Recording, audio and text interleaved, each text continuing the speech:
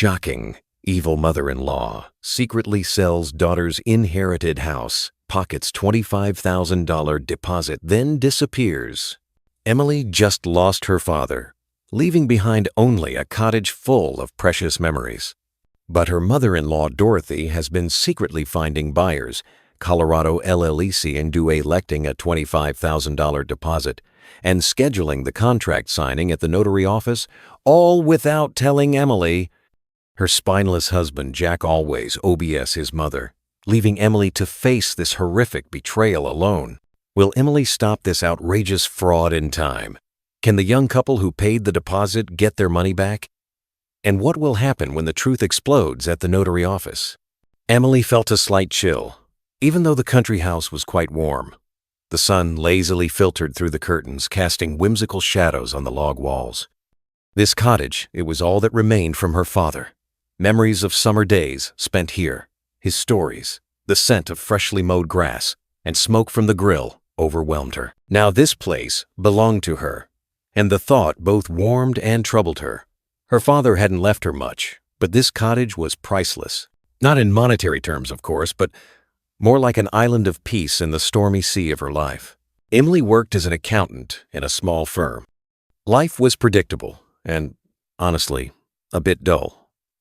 Jack, her husband, was a good man, but somewhat spineless.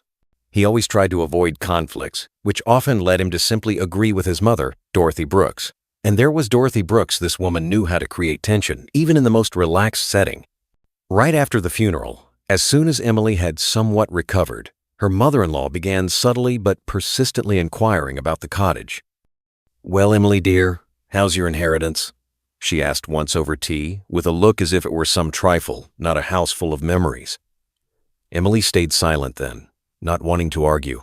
She knew Dorothy considered everything belonging to Emily's family as communal property. In her view, marriage was a merger not just of souls, but of assets too. "A cottage is nice, of course," Dorothy continued, "but maintaining it is expensive these days, heating in winter. And you and Jack aren't exactly rolling in money." Jack sat nearby, silently stirring sugar in his tea. Emily felt his pleading gaze. Don't rock the boat, but she couldn't. The cottage meant more to her than just real estate. "Dorothy, I'm not planning to sell it," Emily said firmly, trying to keep a calm tone. "It's a memory of my father, and besides, we could rent it out in the summer. That would be a nice addition to the budget." Dorothy winced as if from a toothache.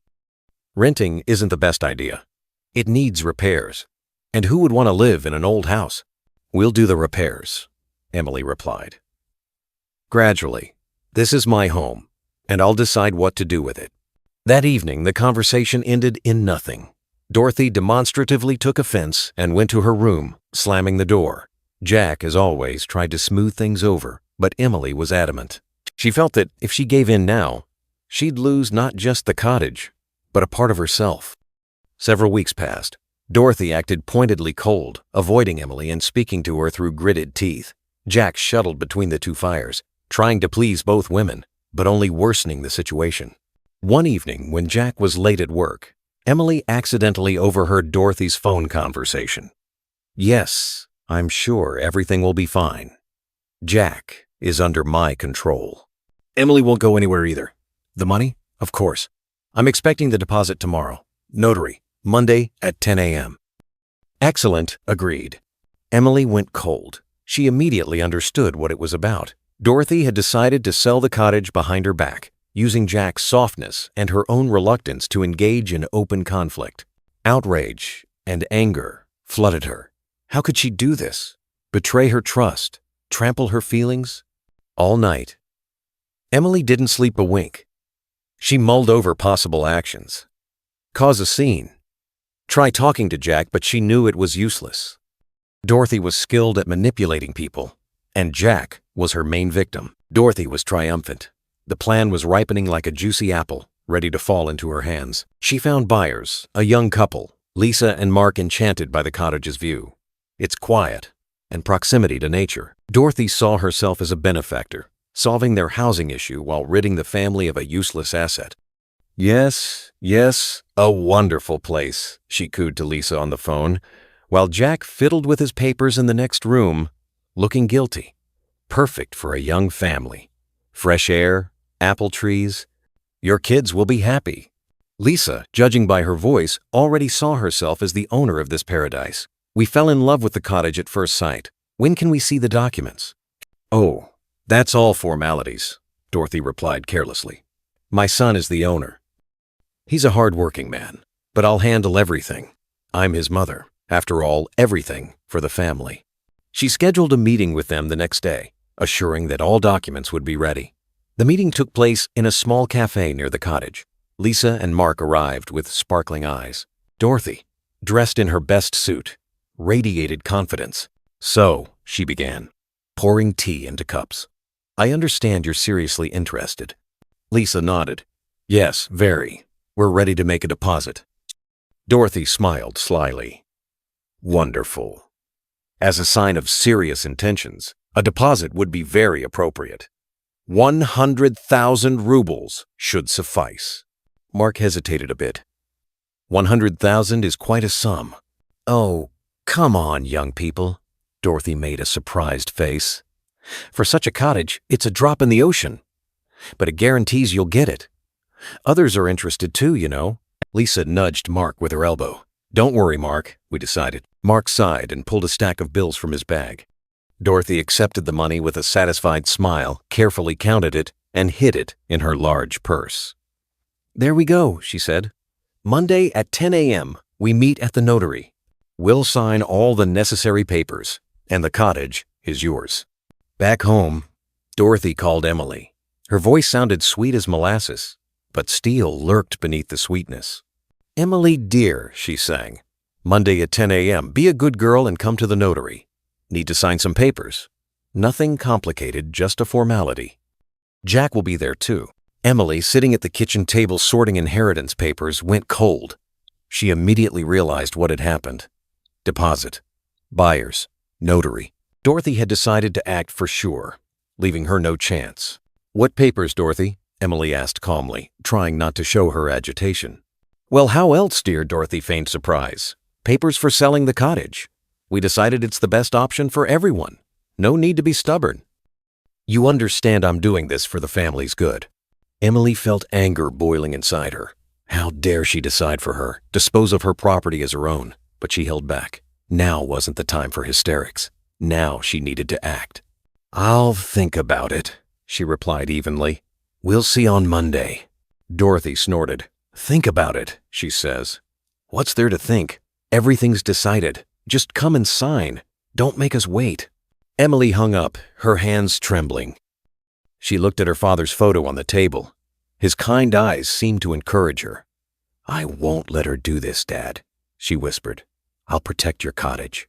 She called her lawyer, Robert Lawson, and briefly explained the situation. Robert, I need your help. My mother-in-law is trying to sell the cottage I inherited without my consent. She even has buyers, and a meeting at the notary is scheduled. Robert listened attentively. Unpleasant situation, but not hopeless. If you have documents proving ownership, she can't do anything without your consent. Come to me tomorrow morning. I'll review your documents and prepare everything necessary. Emily felt relief. She had an ally. She wasn't alone in this fight. Jack came home late that evening. He looked tired and depressed. Emily knew he was aware of his mother's plan and was experiencing inner conflict. He didn't want to hurt her, but he couldn't go against his mother's will either. Jack, Emily said quietly as he entered the bedroom. Your mom said we have to go to the notary on Monday. Jack sighed and sank onto the bed. Yes, she told me. Emily, please don't be mad. Mom thinks it's the best way out. The cottage requires a lot of money, and we have enough expenses as it is. I know, Emily replied, but it's my cottage, Jack. It's a memory of my father. I don't want to sell it.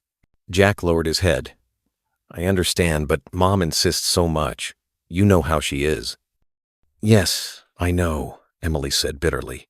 I know she thinks she can dispose of my life as her own, but I won't let her do that anymore. She looked Jack straight in the eyes. Jack, you have to choose. Either you support me, your wife, or you remain a mama's boy who can't make decisions on his own. Jack raised a gaze full of pain and confusion. Emily, don't say that. I love you, but I don't want to fight with Mom. Then tell her you support me. Emily insisted. "Tell her the cottage stays mine, and she has no right to interfere in our lives." Jack was silent, struggling with himself. Emily saw how hard it was for him.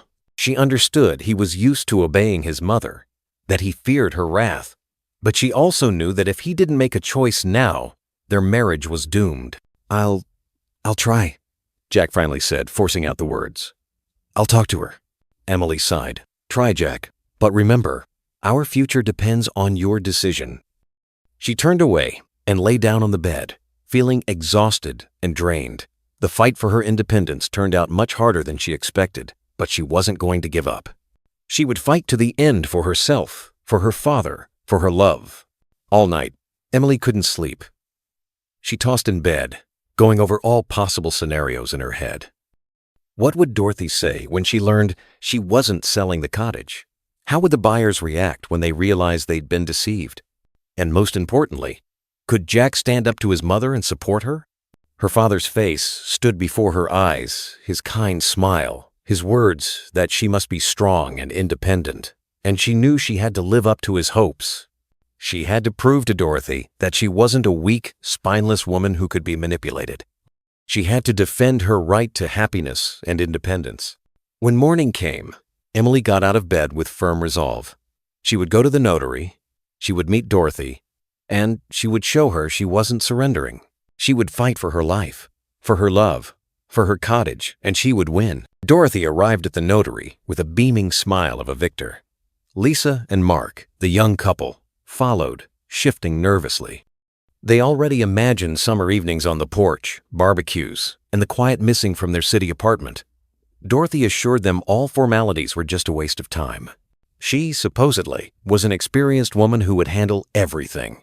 Jack trailed behind, slouching as if carrying a burden of guilt on his shoulders. He tried not to look his mother in the eyes, let alone the potential buyers. He knew sooner or later he'd have to make a choice, and that moment was inexorably approaching. The notary, a strict lady in an impeccable suit, greeted them with a dry nod. She was used to such deals, family dramas, and hidden motives. Her task was to impartially formalize documents without interfering in others' passions. She invited everyone to take seats at the long table piled with papers and stamps. "So, Dorothy," the notary began, putting on her glasses, "do you have all the necessary documents for formalizing the sale of the country property?" Jack, as if snapping out of a trance, mumbled, "But we don't have any documents, Mom. The cottage belongs to Emily." Dorothy shot him a scorching glare. "Don't talk nonsense. You're my son. You should support me. All these formalities are rubbish. The main thing is, we're family and should act together." At that moment, the office door opened and Emily entered. Behind her followed an unfamiliar middle-aged man with a briefcase. Emily was calm and confident, as if prepared for an important exam. "Sorry for being late," she said, addressing the notary. "I had some minor business." Dorothy paled. She hadn't expected this turn of events. "Who is this man?" she hissed, drilling Emily with her gaze. "This is my lawyer," Emily replied calmly. "I think his presence here is necessary." The notary, intrigued by the developments, set aside her glasses and looked attentively at Emily. "Do you have any documents related to this deal?" Emily nodded and pulled a folder of papers from her bag. "Yes, I have the original documents confirming my ownership of the country property. Here, the inheritance certificate, issued by the notary office." Emily handed the documents to the notary. The notary examined them carefully. "Everything is in order. The documents are fully valid. According to these, the owner of the country property is Emily." She looked at Dorothy. "Dorothy, do you have documents confirming your right to dispose of this property?" Dorothy began gesturing nervously. "But I'm the mother of the husband. I wanted what's best. This is all for the family. Family means respect and trust," Emily replied calmly. "Not attempts to deceive me and sell my property behind my back." Lisa and Mark exchanged glances, feeling extremely awkward. They realized they'd been victims of deception. "Excuse me," Lisa addressed Dorothy, "but we don't understand what's happening here. You assured us you had the right to sell the cottage. We paid you a deposit." "Yes." Mark supported her. "We want our money back." Dorothy panicked. She understood her plan had collapsed, and now she'd have to answer for her actions. I'll return your money," she muttered. "Just give me time." You have no time, Emily's lawyer cut in. You entered into a deal without the right to do so. This is fraud. If you don't return the money immediately, we'll have to contact the police. Dorothy was completely flustered. She felt humiliated and insulted. All her plans, all her hopes, crumbled in an instant. Jack, say something to them, she pleaded, turning to her son. You're a man. You should protect me. Jack, who had been like a statue until then, finally woke up. Seeing how ridiculous his mother looked trying to justify herself before the notary and the disappointed buyers, he felt something break inside. It wasn't just pity for Emily, whom Dorothy had so brazenly tried to rob. It was the realization that his mother, the woman he'd always seen as all-powerful, was actually an ordinary deceiver, ready to stoop to meanness for her own gain. He stepped forward, separating from his mother, as if severing the umbilical cord that had bound him to her all his life. Mom, stop, he said. And for the first time in a long while, firmness rang in his voice. You have no right to dispose of someone else's property. The cottage belongs to Emily. Dorothy turned to him, her eyes splashing with rage mixed with incomprehension. What are you saying, Jack? You know I'm doing this for the family, for your own good. No, Mom. Jack shook his head. You're doing this for yourself. You always do everything only for yourself, hiding behind care for us. Lisa and Mark, the young buyers, exhaled in relief. Seeing the situation resolving in favor of the law, they stopped shouting and demanding their money back, simply waiting for the end. The notary, tired of this circus, cleared his throat and reminded them to maintain order. Emily stood silently, watching the proceedings. She felt no gloating, only fatigue. Fatigue from the constant struggle, from the need to defend herself and her interests. She saw Jack showing character for the first time, and hoped deep down that this wasn't just a fleeting impulse, but the start of his real maturity. Dorothy, realizing she'd lost, changed her expression. The rage in her eyes turned to confusion, then outright offense. She shot Emily a venomous glance and, without a word, stormed out of the notary's office, slamming the door so hard the windows rattled. Silence fell. Lisa and Mark, having received their deposit back, thanked Emily for her honesty and left, disappointed but glad to have avoided deception. The notary, sighing, returned to his papers. Jack approached Emily and took her hand. Forgive me, he whispered. I was blind. I let my mother manipulate me. Emily looked at him with sympathy. It's okay, Jack. The main thing is, you realized it now. After the notary, they drove home in silence. Tension filled the car. Jack felt guilty and depressed. Emily felt empty. She understood this incident had forever changed their relationship with his mother and didn't know what awaited them in the future. At home, Dorothy met them with a stone face. She demonstratively stayed silent, showing with her whole appearance how deeply she'd been offended. Jack tried to talk to her, explained that he just wanted to do the right thing, but she turned away, muttering something incoherent. Emily, tired of this circus, decided to take the initiative. She approached Dorothy and looked her straight in the eyes. Dorothy, she said calmly but firmly, I understand you're upset, but I want you to know, I won't let anyone dispose of my life and my property anymore. One more stunt like that, and no one in this house can count on my trust. Dorothy said nothing, just snorted contemptuously and went to her room. Jack looked at Emily with admiration. He'd never seen her so strong and confident. After this incident, a new balance emerged in the family without shouts and scandals, but with clear boundaries. Dorothy, though not admitting her guilt, became more restrained in her actions and statements. She no longer tried to pressure Emily and Jack, understanding it was pointless.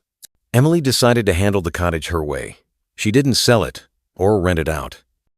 Instead, she chose to renovate it and turn it into a place where she could escape the city hustle and restore her strength. She wanted the cottage to become her personal space, a symbol of her independence and freedom. Jack supported her in this decision. He understood the cottage held special meaning for Emily and wanted her to feel happy and at peace there. He began helping with the renovations, and they spent weekends together working in the garden and fixing up the house. Over time, the relationship between Emily and Jack became more trusting and sincere. They learned to listen and understand each other, respect personal space, and support one another in tough moments. Jack gradually freed himself from his mother's influence and became an independent and responsible man. The new boundaries in the family were set, but that didn't mean all problems were solved. Relations between Emily and Dorothy remained tense, and they tried to avoid each other. Jack felt guilty toward his mother but understood he couldn't betray Emily and his own principles. It's unknown whether Emily and Dorothy could ever mend their relationship. It's unknown whether Jack could fully break free from his mother's influence and become the true master of his life. But one thing was clear. Emily had defended her independence and shown everyone she was ready to fight for her rights. The cottage, around which the conflict erupted, became a symbol of her strength and freedom. Emily and Jack stood before the cottage, watching the sunset. The air smelled of fresh grass and flowers. They held hands, feeling each other's warmth and support. Ahead lay a new life, full of challenges and opportunities.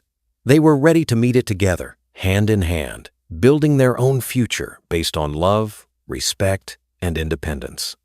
The cottage, symbol of conflict and struggle, now became a symbol of their hope and faith in a better tomorrow.